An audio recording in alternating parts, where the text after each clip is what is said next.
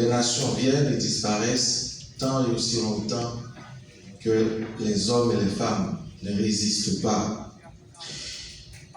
Et Hicham Mamo a dit aussi que la jeunesse est un trésor inestimable, mais c'est en la mettant à l'épreuve que nous pouvons en extraire toute sa valeur.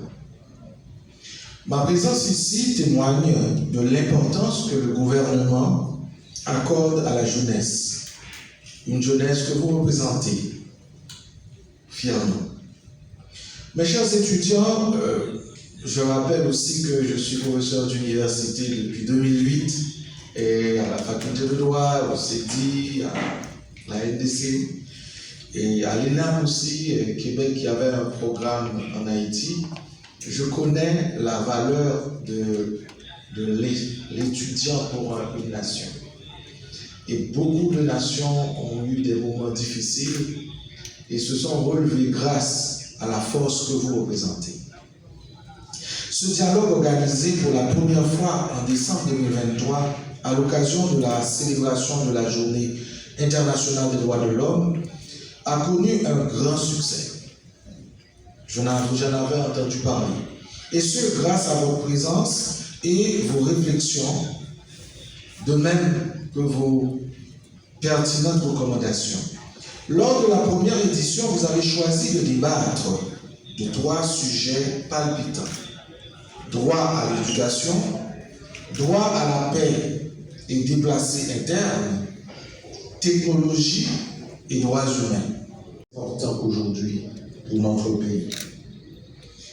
Et des discussions intéressantes ont eu lieu, des recommandations ont été formulées en vue de renforcer le droit à l'éducation, de la protection des déplacés et de l'utilisation de la technologie dans la défense des droits humains. Et quand on parle de technologie, si aujourd'hui on peut avoir un impact sur les cas de violation, c'est parce que la technologie de communication nous donne l'immédiateté des actions. On ne peut pas continuer à violer les droits de tout le monde, mais y compris des enfants par exemple, parce qu'avec des photos et des vidéos instamment publiées, on peut avoir un impact direct sur les décideurs. La maturité et le sens de responsabilité dégagé des sujets débattus ont émerveillé plus d'un, chers étudiants, chers jeunes. C'est pourquoi, avec l'appui du Haut Commissariat des Nations Unies aux droits de l'homme, notre partenaire infaillible en droits de l'homme, nous avons estimé qu'il était plus que nécessaire de renouveler l'expérience en lançant cette 2e édition. Vous avez choisi de discuter, entre autres, sur 3 nouveaux thèmes d'actualité. Il s'agit des droits des enfants face à la crise, de la sécurité alimentaire dans la crise actuelle et du droit à un environnement sain en Haïti. Et je rappelle qu'actuellement, il y a un sommet international qui se tient sur la biodiversité. Et je rappelle également que notre pays était sur une liste des 10 pays les plus vulnérables en matière d'environnement dans le monde. Voilà pourquoi cet exercice que vous allez faire ce matin attire l'attention au plus haut niveau du gouvernement, parce que le domaine d'Haïti, l'immédiat d'Haïti de demain va être discuté ici, dans cette salle. Cette activité intitulée « Place aux jeunes », comme son titre le dit, vous donne, vous jeunes, la latitude, la capacité, possibilité pour nous parler, pour nous discuter entre nous. Pas pour nous d'accord, et nous pas nous d'accord sur toute bagaille, mais nous d'accord pour nous discuter de toute bagaille. Et chaque monde a venu avec idéaux, arguments, il y a pris des exemples, et nous pensons que le débat ça comme dit l'autre, du choc des idées jaillit la lumière. Moi-même, je pense que à partir de l'échange, ça, paquet de mine, l'or, idées et capacités pour changer les choses qu'a dégagé.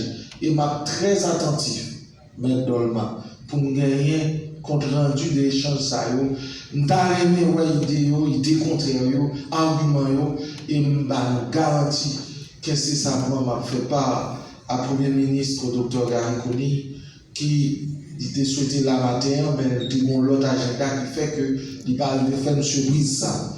Et activité ça, il intéresse le gouvernement, il intéresse tout le monde qui là, qui marque présence sur là, notamment le ministre de la Santé publique, la directrice Ibers, protecteur du citoyen, et tout l'autre responsable académique qui là, mais il intéresse le pays à tout.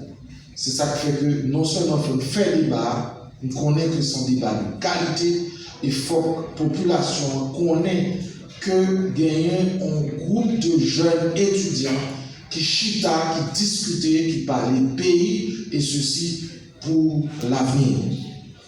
La question sécuritaire est une question d'urgence nationale. Et nous sommes conscients que commencer à avoir pile impatience qui expliquait dans ça nous lit, ça entendait. Mais il faut connaître tout que et ce n'est pas une question que le gouvernement a résoudre pour lui demander que chaque haïtien met dans le pack là pour nous capable de résoudre le problème ça. Cependant, ce n'est pas seulement une question de sécurité. Nous-mêmes, jeunes, étudiants, débat que nous avons fait, la permettre que nous gagnions des idées claires. Parce que si monde aujourd'hui, grand nombre demain, étudiants aujourd'hui là, c'est ministre, premier ministre, sénateur, député de demain que oui. C'est ça que fait que nous partons lorsque nous allons dans l'espace de décision pour nous apprendre, discuter entre nous, pour nous entendre nous sur ça nous d'accord et entendre nous sur ça nous pas d'accord. C'est là et là même pour faire exercice ça. Merci à vous.